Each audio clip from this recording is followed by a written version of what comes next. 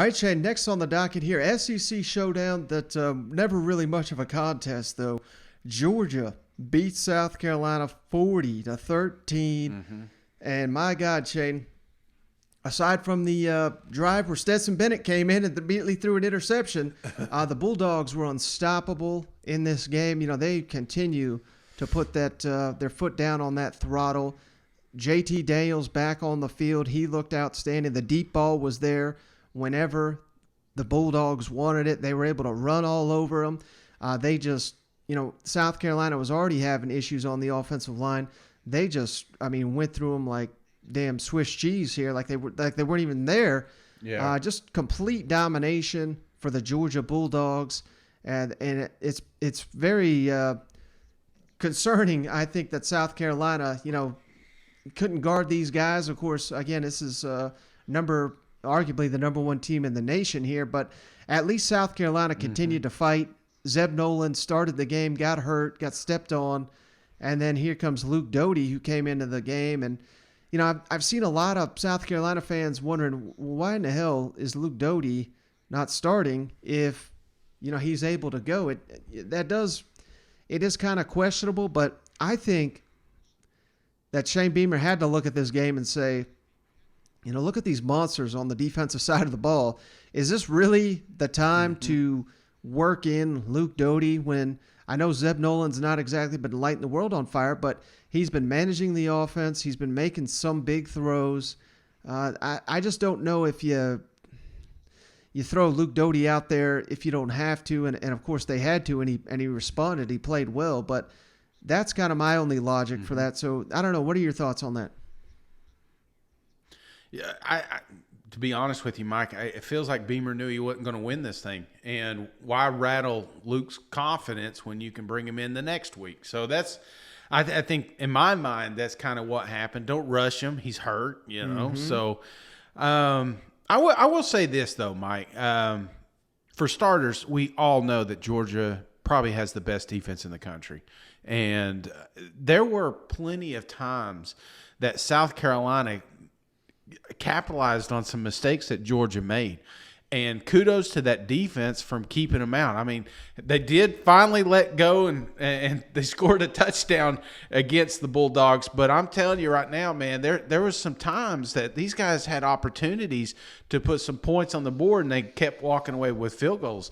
So South Carolina, to make this a ball game, had to play flawless. And unfortunately, when they got in those critical areas, they weren't able to capitalize, man. Yeah, and any hope South Carolina had in this, it was dead right before halftime. They stopped the Bulldogs, and then for some damn reason, from their own end zone, they called a play action, slow developing play. Luke Doty got sacked for a safety. Big Jordan Davis was in on that. And then they had to punt the ball away, and Georgia got a field goal. So I know it's only 5 points, but that was just a swift kick in the nuts right before halftime. So let's kick it over to Kirby, who talks about that moment. And I think perhaps more importantly, the fact that we're looking across the country and we're seeing the nation's elite struggling, yet Georgia just continues to play at an incredibly high level. He touches on that. Coach, you mentioned it for a minute, that just the end of the first half seemed really critical for things, getting a safety out of that and then coming back down and getting the field goal. Can you just talk about taking advantage of those last 24 seconds? Yeah, situational football is critical, and we rep those exact situations every Thursday. And man, I was really proud of the execution. Number one, they stopped us, which can't happen. We can't not have an opportunity. And he took the time out, which told me that he was going to try to use the clock and not let it run out. Amir Speed and Jake Camarda started that whole thing with down in the ball inside the one, which is just elite. We practiced that really hard all camp. So Amir made a huge play. Jake made a huge play. And then the defense made a huge play. Then the special teams made a big play. And then we were able to save our timeouts. And it was really big to get those pass plays to set up the field goal. I just thought that was a really good sequence to steal 5 points. Obviously, Stetson came in on the third possession. Was that just a deal going in where you planned to play both guys? Yeah, to be honest with you, JT was not 100% all week, and he practiced all week, but he didn't necessarily go with the ones the whole time. We didn't know if he was going to be able to go on Monday, and we thought Stetson really practiced well, and he and JT rolled all week, and we told him, I guess it was Thursday or Friday, and we called him in and said, hey, look, you're both going to play, and we think JT's healthy enough to go, but we're going to play you, Stetson. And it's an unfortunate deal. Brock's route was a little shallow, and he probably shouldn't have thrown it there, and he threw it a little high, sailed on him, and got it picked. So it's unfortunate for Stetson, but he did have a good week of practice. And I've said it all along, and I continue to say it and stand by it. I have a lot of confidence in our quarterbacks, a lot of confidence in our quarterbacks. I can't say that I've ever had as much confidence in 3 to 4 guys that I've ever had. So Stetson earned that right, and it just didn't work out. Kirby, I know you're focused on your team, but as everybody tries to figure out kind of the pecking order in college football, you might know that like Clemson struggled to beat Georgia Tech today, and Alabama had a hard time in Florida. I was just wondering what that tells you kind of about, maybe the state of college football this year, and maybe how it affects you guys.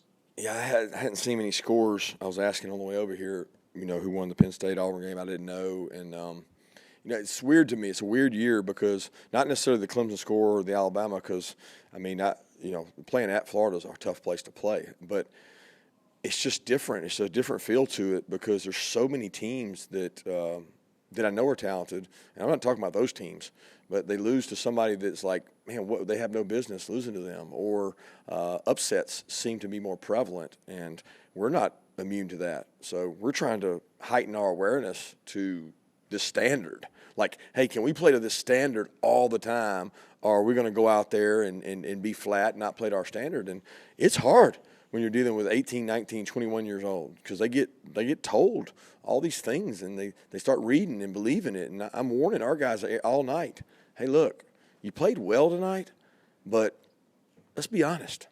We're on this, trajectory, and we're trying to climb this thing, and on this flight, we're trying to take off. We're like, wheels up. We're getting there. We're not at the highest altitude yet. And so what can we do to avoid that?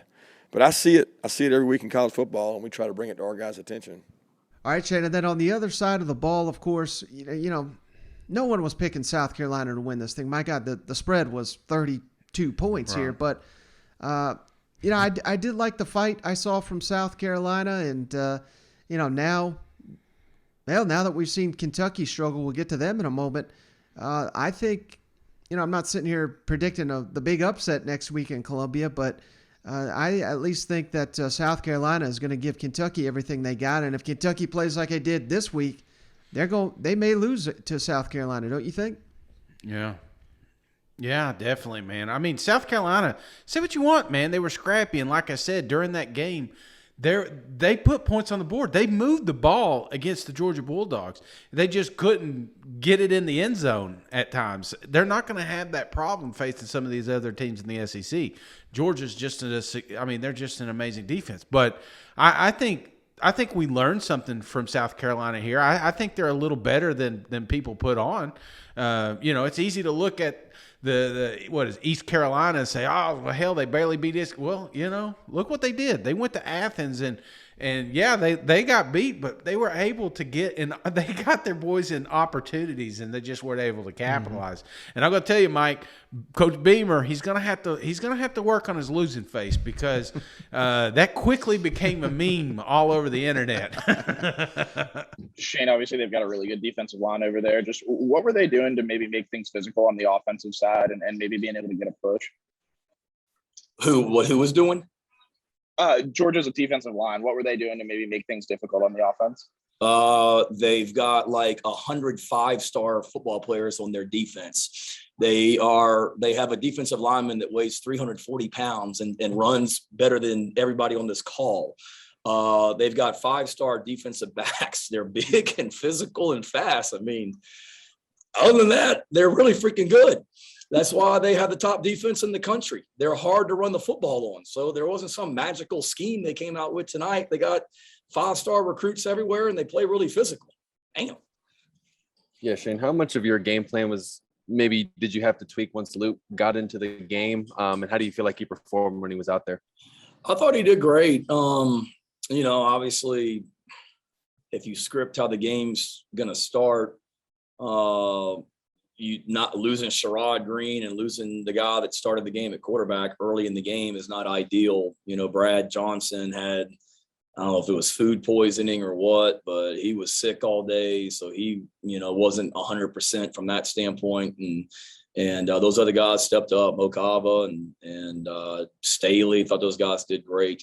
We didn't really have to change much of the plan. I mean, going into it, we started Zeb because, Luke practiced all week, but really Thursday was the first day that he got in there and did true, like full 11 on 11. Before that, it was individual drills. It was 7 on 7.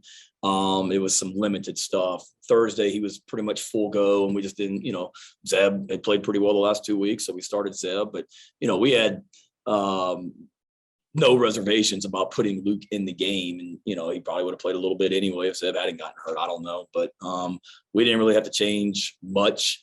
Maybe a little bit more willing to call some, quarterback runs or quarterback read options, things like that with Luke in there. But we didn't really have to, wholesale change our plan. I really thought we had a good plan going into the game. And I thought we did a decent job executing. We've obviously got to be a whole lot better in the red zone. And when you get down there against a team like Georgia, you can't, kick field goals. And, if we go down there and we're able to score touchdowns there, who knows what happens. Shane, what did you think of the way the guys competed towards the end? I mean, a lot of energy, obviously, from you and your coaching staff, and just being able to fight despite what the scoreboard was indicating. Yeah, we talk all the time about, competing and never looking at the scoreboard, whether we're, beating Eastern Illinois, whatever we were in the fourth quarter or whatever it was tonight, just, competing. And we always talk about, dominating the fourth quarter. And we don't look at the scoreboard and say, okay, well, we're losing. We're not going to try and dominate the fourth quarter tonight. All along, we wanted to get this game to the fourth quarter and go out there and make plays. And I was really proud of, the way that we competed, especially in the fourth quarter. I thought we got more physical as the game went on, and some of the, plays, the physicality, the covering the kickoff and the physicality on that kickoff cover at the end of the game.